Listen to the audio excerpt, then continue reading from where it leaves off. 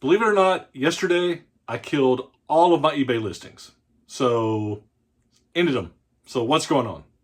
So hey, this is Shane. Welcome to my Curator of the Lost channel. I know I'm not hanging it up. I'm not quitting.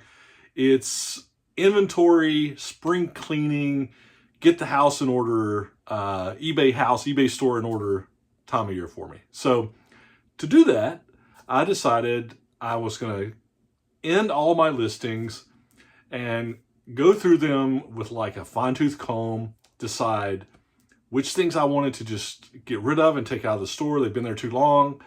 Which things could be improved to make sure they're all there. Are there some that maybe I should pull off and send to Amazon?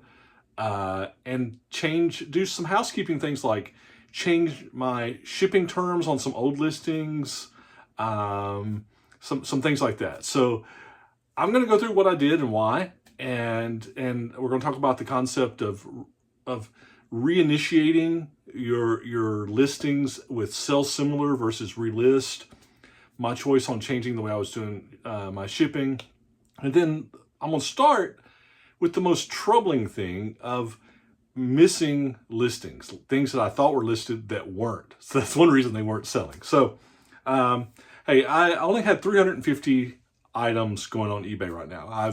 I've historically been more like 700-800, but you know, I kind of took the whole fall off. I've been really kind of working through my death pile. I've been sending stuff to Amazon, and now it's time to really focus on my eBay store. So, you know, confessions of a bad bookseller. My eBay store, I think, was just in a mess. So that's one reason I decided let's just end all the listings, clean up, go through everything and see if it's worth it. So of those 350 listings, I suspect when I'm all said and done, there may be 100 of those, 150 of those that I'm just gonna axe. I've got plenty of inventory to come back behind it to build my numbers back up, but there's just stuff that's been on my shelf that for whatever reason they're not selling, they didn't sell, it's not worth the effort, and I'll get to that. So the first thing that I noticed, so what I did, I ended all the listings, and then I'm going through the shelves behind me, one shelf at a time. I'm pulling the books off, and I'm checking them out. And my thought process is okay, what are current comps on this book? Is this something that, why is it not sold? Is it just that I've got it overpriced? Which, long story short, yes, I think that's it in some cases. Is it something with the listing? Why don't I think this thing's sold? Is it just a thin market for this book? And a troubling thing that I found on my first couple of shelves are books that I thought were listed for sale that weren't. They're on my shelf. I think they're being sold, but when I search through ended listings, they're not there. Like, here's an example. This Warhammer, like when I found Warhammer, especially these deluxe ones, oversized, this is like a $50 to $70 Warhammer book. I had it listed, good photos. I thought, no, it's nowhere in the ended listings. It was not active.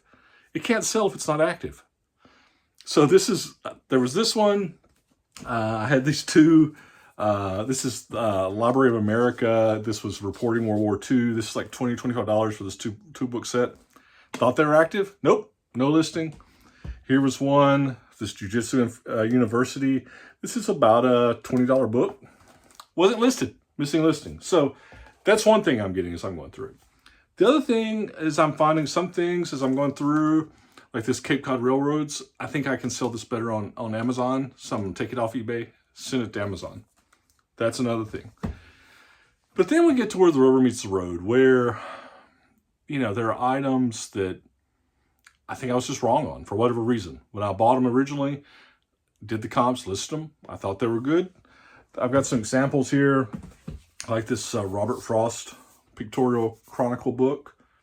You can see that I originally paid like $1 for it. It's kind of still erased, but I'd taken this down to $8.99 and it still hadn't sold. I'm cutting it loose. Like, here's one that I would have thought was sold. This Morris Minor. I had this one down to $9.99. Turns out I'm seeing lots of comps on this now, $3 and $4 each. It's not going to sell for $9.99 when there's lots of them on eBay for $3 or $4. It's just not going to sell. It's not worth my time. effort to box it. I'm not going to make anything off of it. I'll make something. I'd make 50 cents off of it, maybe $1. It's not worth my effort. It's going. Here's one that I hated to admit on. I had this one down to like $12.99. It was a signed book, The Wild Times. Turns out none of these have sold on Amazon. There's lots of them listed on eBay for $5, $6. This one had been inscribed. I always thought this was a cool book. I liked it. It's not what I like, it's what will sell, right? Hopefully those two things are together, but it's not always the case. Sometimes you just have to admit it. So I'm going through, I'm taking every book and I'm saying, what's the current comp on this? I'm looking it up. Hey, this is one that should sell. And then I'm looking at the listing. Do I like my photos? Do I like my title? And then the other thing that I'm changing on all these, for a long time I did flat rate shipping. Not anymore. The post office keeps going up. So as I'm going through these, I'm changing all of my old shipping to calculated shipping, cleaning all that up. And then when I get ready to resubmit, when I'm doing all this, I go to my ended items and I can find the ended item, search for the title, then you do a right mouse and you get an option that says relist. You don't want to do that. You want to do it as a sell similar.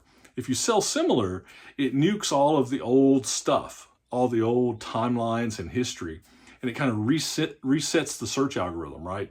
Because on eBay, if something sits there for a long time and there's no refresh, you start going down on the search returns, right? So you want to, every so often you want to refresh these.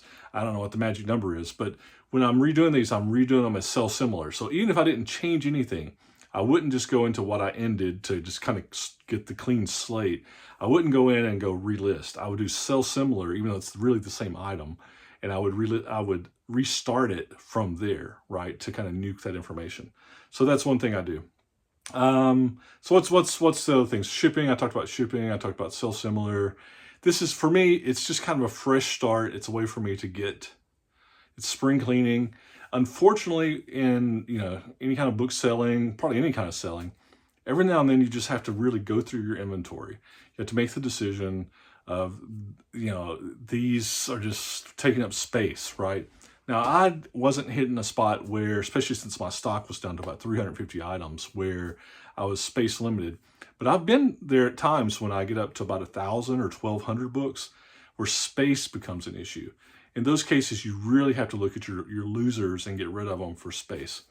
I wasn't there now. Now it's more just frame of mind and just getting things in order. I've got plenty of death pile inventory, things I'm finding to get going. So if you look at my store now, you might see I might be back up to 40 or 50 items.